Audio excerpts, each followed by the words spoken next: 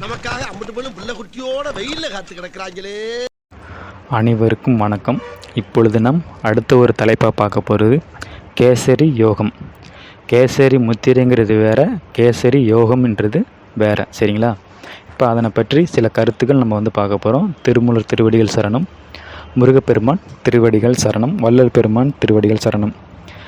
கேசரி யோகத்தை முறைப்படி பயின்றால் உடல் வசீகரம் போலாகும், எந்த வியாதியும் அணுகாது. இதில் சித்தியடைந்தவர்கள் ஆகாயத்தில் கூட சஞ்சரிக்கலாம் என்கிறார்கள் யோகிகள். கேசரி யோகம் 3 வகையாக பிரிக்கப்படுகிறது. மறுபடியும் புரிஞ்சுங்க, கேசரி முத்திரைங்கிறது வேறு, கேசரி யோகம்ங்கிறது வேறு. அதில் 3 வகையாக இருக்குது. அதில் அடயோகம், சிலம்பிகா யோகம், சீராஜ யோகம். அதாவது மூணு யோகம்: அடயோகம், சிலம்பிகா யோகம், சீராஜ யோகம் என 3 ஆகும். உடலை வருத்தி பிராணாயாம பயிற்சி செய்து யோக சித்தி அடைவது, சமாதி நிலை அடைவது அடயோகமாகும். சிலம்பிகா யோக பயிற்சியில் நாக்கை மடித்து உள்நாக்கு பிரதேசத்திலுள்ள துவாரத்தை அடைத்து பிராண ஜபம் பெற்று சமாதி நிலை அடைதல். இப்போ நம்ம இதில் பார்த்தோம் பாருங்கள், கேசரி முத்திரையில் பார்த்தோம்ல, அந்த நாக்கு எல்லுன்னு மடித்தது, அது சிலம்பிகா யோக பயிற்சி. அடுத்து 3வது அறிவினால் அண்டத்தில் உள்ளதை தியானம் செய்து தேகத்தில் சக்தியை மாற்றி சமாதி நிலை அடைவது ராஜயோகம், அதாவது ராஜயோக முறையாகும். ஆகவே இந்த 3 வகையிலும் சமாதி நிலை அடைவதே நோக்கமாகிறது. கேசரி யோகத்தில் அடயோக முறையை தெரிந்து கொள்வதற்கு முன் மூலபந்தம், ஒட்டியான பந்தம், ஜலந்த பந்தம் ஆகிய 3 பந்தங்களை பற்றி தெரிந்து கொள்ள வேண்டும். 3 பந்தங்களாவது இருவிழா பகுதிகளையும் கையினால் நன்றாக அழுத்தி பிடித்து குதத்தை, அதாவது ஆசன வாயிலை மேலே எழ செய்தலாகும். மூலபந்தம் என்ற என்னன்னா, இருவிழா பகுதியையும் கையினால் நன்றாக அழுத்தி பிடித்து குதத்தை, அதாவது ஆசன வாயிலை மேலே எழ செய்தலாகும் பயிற்சி, சரிங்களா? இந்த பயிற்சியினால் பிராணனும் அபானனும் ஒன்று சேர்ந்து அடயோக சித்தியை சாதகருக்கு அளிக்கிறது. அடுத்து ஒட்டியான பந்தமாவது அடிவயிற்றை நாபிக்கு மேலே ஏற்றுதல் ஆகும். இந்த பயிற்சியால் அபான வாயு கீழ்நோக்கி செலுத்துதல் தடுக்கப்படுகிறது. அபான வாயு கீழ்நோக்கி செலுத்துதல் தடுக்கப்படுகிறது. அந்த சமயத்தில் பிராணவாயுவுக்கு உந்தும் சக்தி உண்டாகி மேலே போகிறது. அப்போது பிராணவாயுவானது சுழுமுனை வழியில் மேல் நோக்கி செல்லும்.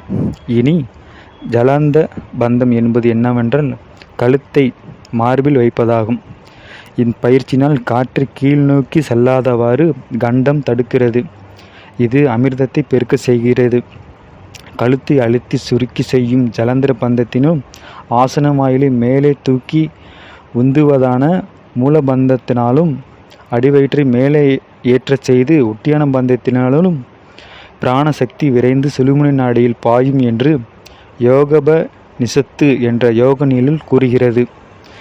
கழுத்து சுருங்க செய்யணும், அதுலேயும் உங்களுக்கு இந்த சக்தி மேலே ஏறும். இந்த சுழுமுனை நாடியில் அந்த சக்தி பாயும். அடுத்து ஆசன வாயில் சுருக்கி முன்றதுனால அதுலேயும் பாயும். அடுத்து அடிவயிற்று மேலே ஏழ செய்யறதுனால சுழுமுனைக்கு அந்த சக்தி பாயும் என்று எது சொல்லுதுன்னா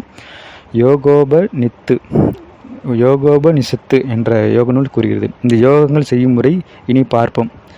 சாதகர் செய்பவர் பத்மாசனத்தில் அமர்ந்து செய்ய வேண்டும். ரெடி ஆகிங்க. செய்முறை: அனைவரும் பத்மாசனத்தில் உட்காந்துக்குங்க. முதல்ல என்ன பண்ணணும், பிராணசக்தியை கீழே செல்லாதவாறு பிரம்மதந்திரம் என்னும் சுழுமுனை நோக்கி செல்லுமாறு கழுத்தை நெஞ்சில் அழுத்தி வைக்கவும். கழுத்தை நெஞ்சில் அழுத்தி வச்சுக்கோங்க. அடுத்து அதன் பின் அபான வாயு குதம் வழியாகவோ குறி வழியாகவோ வெளியேறாவது குதத்தை ஆசன வாயிலை சுருக்கி நிறுத்தவும். குதத்தை ஆசன வாயிலை சுருக்கி நிறுத்துங்க. அடுத்து முழங்காலை மடக்கி முழங்கையையும் முழங்காலையும் வயிற்றுடன் சேர்த்து நேராக நிமிர்ந்து இருக்க வேண்டும். இவ்வாறு ஜலத பந்தமும் ஒட்டியான பந்தமும் மூலபந்தமும் ஒன்று சேர்ந்து அமையுமாறு பயிற்சி செய்து வந்தால் சாதனை செய்பவர் யமனை வெல்லலாம். இதுபோல பயிற்சி செய்து வந்தால் பிராணன் இடகலை பிங்களை வழியாக ஓடாது, சுழுமுனை வழியாக ஓட ஆரம்பிக்கும்.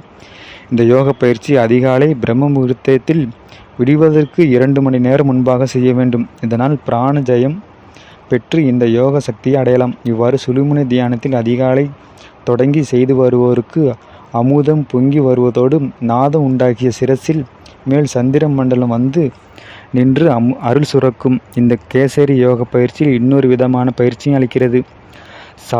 சாதகர் ஆசனத்தில் உட்கார்ந்து நாக்கின் நுனியை அந்நாக்கின் மேல், அதாவது உள்நாக்கில் மேல் வைத்திருக்க வேண்டும். நாக்கை மடித்து உள்ளே தள்ளி அந்நாக்கில் ஏற்றச் செய்வது சிலம்பிகா யோகமாகும். இதுபோல அந்நாக்கை நாக்கினால் அழுத்தி சாதனை செய்து வந்தால் பிராணன் அந்நாக்கின் வழியாக பிரம்மதந்திரம் செல்லும். அதுவே சீவனும் சிவனும் சேர்ந்திருக்கிற இடமாகும். அந்த நிலையை அடைந்தவர்கள் மரணமில்லா பெருவாழ்வை அடைவார்கள். இவ்வாறு நாக்கை மடித்து மேலே ஏற்றி இருக்கும்போது பிராண அபான வாயுவாகிய இரண்டும் அந்நாக்கின் வழியாக மேலே செல்ல சுழுமுனை திறந்திருக்கும். இதனால் சாதகர் நரைத்திரையின்றி பாலராக ஆவார். இதில் அடுத்து நம்ம பகுதியாக பார்ப்போம். இத்துடன் இந்த பயிற்சி பகுதி முடிவடைகிறது. இந்த பயிற்சி நீங்கள் செய்து பாருங்கள். இதில் உணவுங்கிற கட்டுப்பாடுங்கிறது ரொம்ப முக்கியம். யோகத்தில் உணவு கட்டுப்பாடு முக்கியம்.